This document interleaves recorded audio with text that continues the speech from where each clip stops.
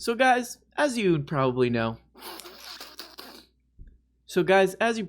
we cover some of the huge issues on this channel. We cover, the news. How many gustures should I eat?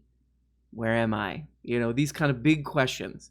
And one of the things that I think is really interesting and something that people are gabbing on about on Twitter recently is student debt.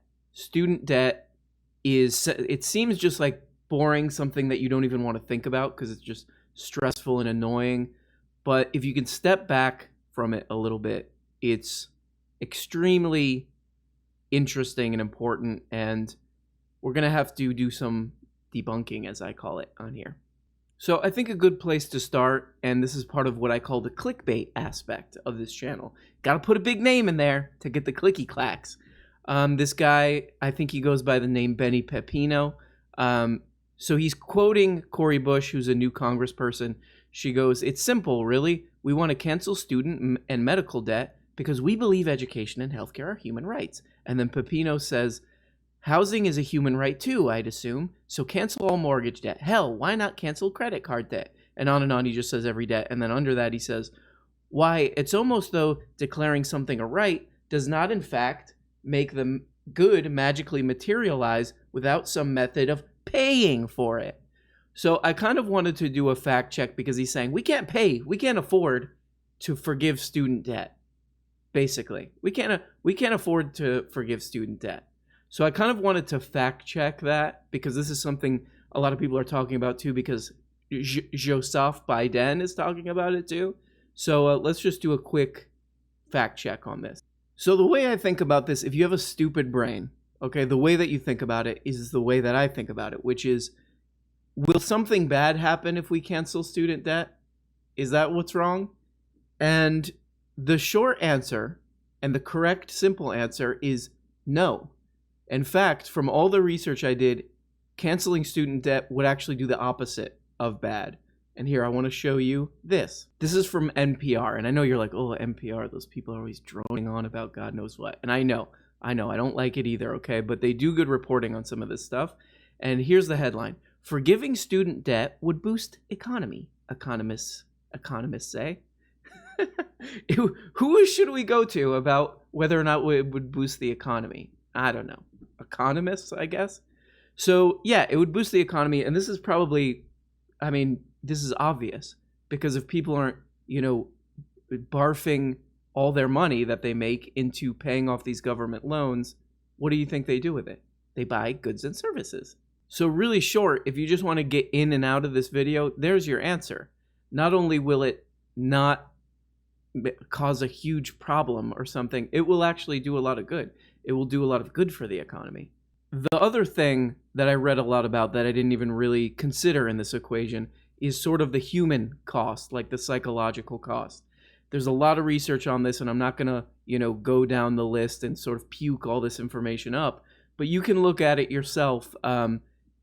Student debt is a huge cause of depression in a lot of people. It's a huge cause of pushing off things like having kids and getting married and blah, blah, blah, blah, blah, blah, which ironically, all that stuff is the type of things that, like somebody like Benny Pepino is very upset about. Not enough people getting married. Oh, I want people to get married. But they're not, because they have all this debt and they, they're just on a debt treadmill. Why would you, marriage is the last thing on your mind. The other really interesting thing about this, if you look into student loans, is that people are not paying their loans. They're just straight up not paying them. And I'll give you some numbers on this. It's actually really interesting.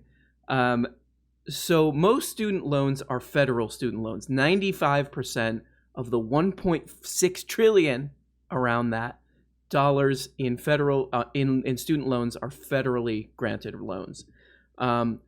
What's interesting is that about half of those people are just not paying their student loan debt at all.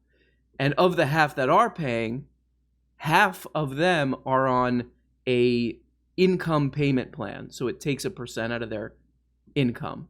So you got to think about this in like Vegas gambling terms almost, because when you give somebody a loan, you're gambling, and you're gambling that they're going to be able to pay you back, basically.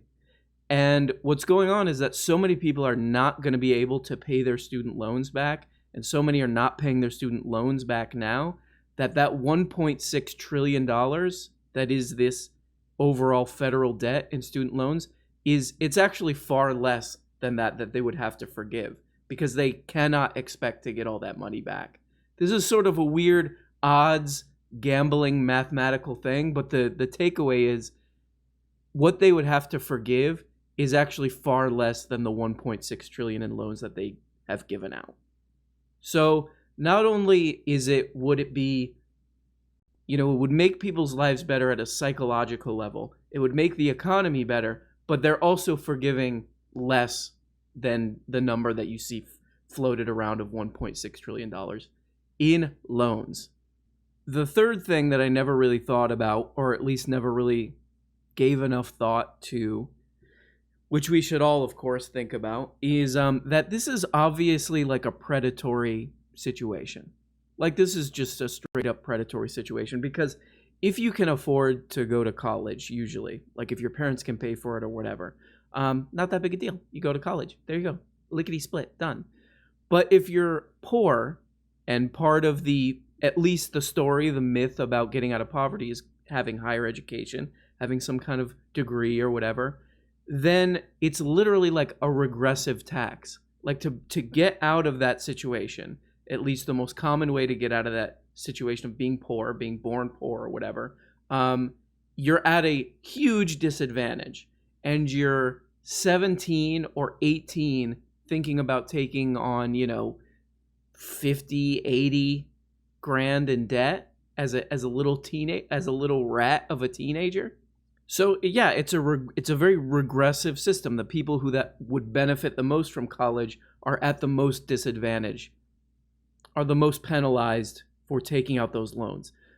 Here's another interesting thing, just while I was researching this. I found this is one of those things where it almost made me think back to like being in high school. You see these kind of articles and stuff, and it's just like, oh, this is what being adult is like. It seems like a disaster. What are these grown-ups doing? This is the society these creeps have created. Explaining $80K in student debt loan to a 17-year-old. Start with, how do student loans work? Explain that students borrow to pay for school, and they usually don't have to pay until after graduation. However, once they graduate, they start making payments. Each loan for each year is separate debt. However, as a result, they end school with several loan payments to make each month. Plus, they pay different interest rates on each loan. All of that adds up to actually paying more than you borrowed. I mean, really, that's whole nother kind of really immoral aspect to this whole thing, is that 17, 18 making this decision, and you're going to make the decision if you're a thoughtful adult kind of kid, of not like, what do I want to do? What value do I really want to contribute to society in the sciences or the arts? It's not going to be that. It's going to be, how do I pay this crap back? How do I pay this debt shackle, this debt ball and chain? How do I pay this back? So the how do we pay for it part that's already kind of covered. Huge economic boost to forgiving the student debt. And of course, then the human cost of these people not being stressed out and pushing off having kids and not having a family and blah, blah, blah, blah, blah, blah, blah, and being miserable because they just like, I work at TGI Fridays and all my whole check goes to my student loans, like blah, blah, blah. And then, of course, there's I talked to a young person who had just enrolled in college, not in this country, in a country where it's free and taxpayer paid. And one thing she said was, how stressful and just horrible it would be to have to make not only the decision of what do I want to do with my life when you're that age, but also is it a good idea to go into this amount of debt? So it's this very obviously immoral way to do things, I think. And this is not to mention that the fact that it's totally financially regressive, that it hits poor people the hardest.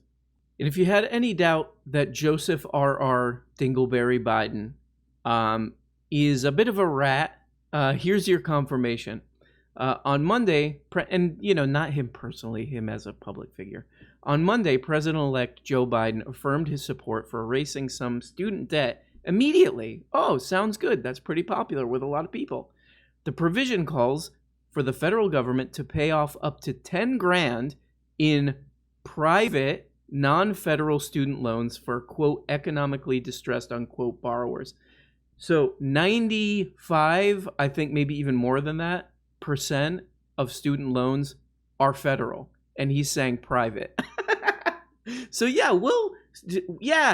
student loan, we're gonna relieve all that student loan debt, but just the 5%. Unbelievable. What is this? What is this guy? You can also read this too. Here's the headline: How Biden helped create the student debt problem he now promises to fix. A lot of these laws, like not being able to file for bankruptcy when you have a student loan that you can't pay, Joe Biden made it nearly impossible to file for bankruptcy on some of these loans. So it's like I wouldn't hold my breath on this guy doing anything for this, to be honest. So here we go. This is something that might be interesting on this channel, is that I can find actually some common ground with Prepino on this one, because one thing that I saw a video of him saying is that he, his little channel or whatever it is he does all day, they don't look at people's resumes for a college degree. Now, this is probably bullshit and just something he's saying on his channel. And this guy went to Harvard. He's a fancy pants little Lord Fauntleroy who went to Harvard, okay? So he's probably just BSing. And the people who pay him don't want to pay taxes. That's like his whole thing. That's the only reason he makes videos. But I actually am kind of interested in the idea of just totally rethinking how school works, because, it's kind of true that public schools, broad generalization, are not as good as they could be. And a lot of this stuff is just a crude calculation, especially when it comes to college, of, am I going to make my money back on this stupid investment? If I become I'm going to become a dentist assistant or something. Am I going to make my money back on this? And, I would just like to see people thinking at a higher level than that, of more like of higher education as a place of like, what do I want to contribute to the world? In my small amount of time on this stupid, just, what would you call it? Just floating in the middle of nowhere, dumb planet. What do I want to contribute? What do I want to leave behind after my small time on this planet is done? And, how do I want to contribute to the sciences or the arts or culture or whatever it is, rather than just, am I going to get my money back on this shit? Like that kind of thing. But, that's, I feel like that's higher level thinking. Right now, it's just, we're thinking in these sort of survival terms of like, how do we get people to not want to kill themselves because they have so much student debt? Like, that's where we're at right now. We're not at the top of the pyramid, which should be, or closer to the pyramid, which should be like, yeah, like, how could we get more artists out there? How could we help people discover in the first place, like, what they actually want to contribute to? How could we make that more efficient? And how could we really tap into people's potential and, have more, scientists creating new technologies? And, how can we create more obsessive nerds, who are contributing amazing things to our culture and all this stuff? That's not how we're thinking right now, which is a shame. But I think, things like forgiving student debt and tuition-free college and stuff would at least get us a little closer to that. But all in all, shocker, Prepino's wrong on this one again. Forgiving student debt would be good for the economy. Would only be like a number on the balance sheet of the federal government. It would actually cost less than the amount that's floated around, the 1.6 million in loans that's been giving out, based on the fact that most people are not going to be able to pay it back. And there you go. Something to think about, guys. Something to think about.